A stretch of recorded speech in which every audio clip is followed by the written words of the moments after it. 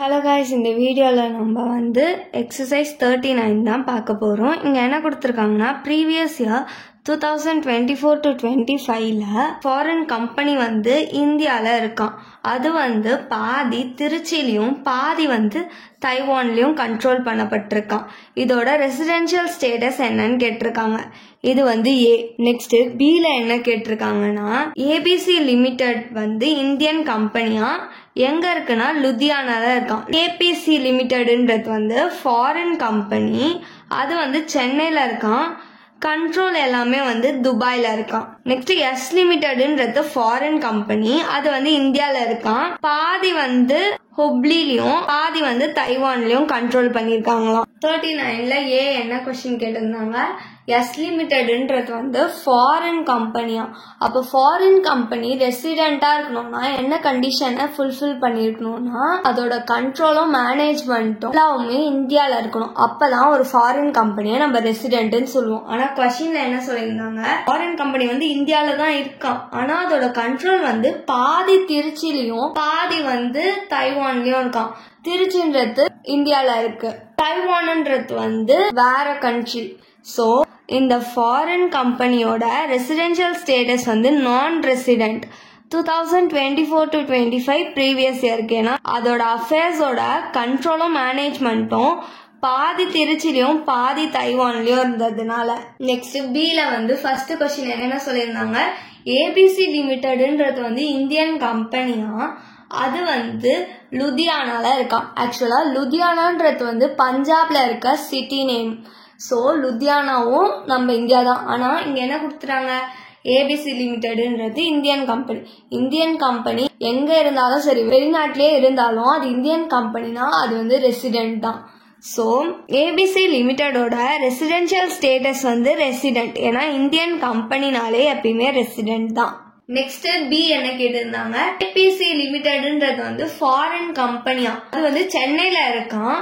ஆனா அதோட மொத்த கண்ட்ரோலும் துபாயில இருக்கான். ஃபாரின் கம்பெனியை பொறுத்த வரைக்கும் அது ரெசிடென்டா இருக்கணும்னா அதோட கண்ட்ரோலும் மேனேஜ்மெண்ட்டும் இந்தியால இருக்கணும் மொத்தமா. ஆனா இதோட கண்ட்ரோல் எங்க இருக்கான், துபாயில இருக்கான்.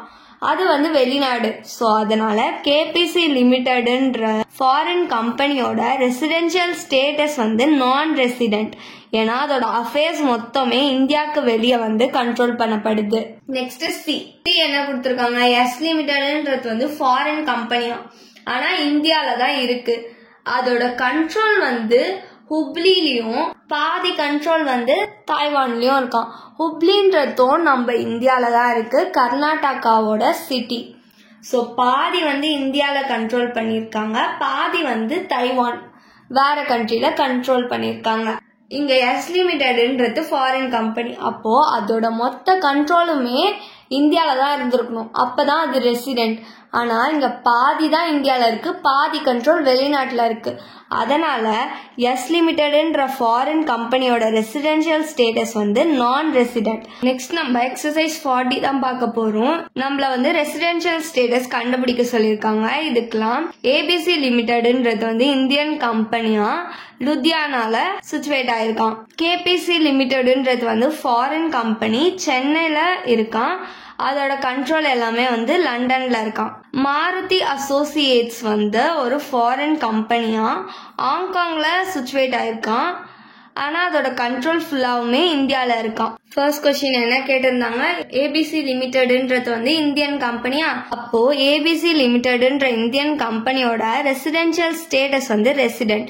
ஏன்னா இந்தியன் கம்பெனி எப்பயுமே ரெசிடென்ட் தான். நெக்ஸ்ட் கேபிசி லிமிடெட்ன்றது ஃபாரின் கம்பெனி, நம்ம இந்தியால தான் இருக்கு, சென்னையில இருக்கான். ஆனா அதோட கண்ட்ரோல் மொத்தமா லண்டன்ல இருக்கான். லண்டன்ன்றது என்னது, வெளிநாடா.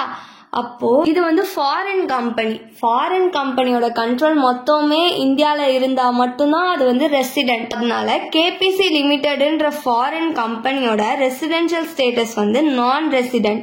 ஏன்னா அதோட அஃபேர்ஸ் மொத்தமே இந்தியாவுக்கு வெளியே தான் கண்ட்ரோல் பண்றாங்க. நெக்ஸ்ட் என்னது, மாருதி அசோசியேட்ஸ்ன்ற ஃபாரின் கம்பெனி ஹாங்காங்ல இருக்கான். ஆனா அதோட மொத்த கண்ட்ரோலும் இந்தியால இருக்கான்.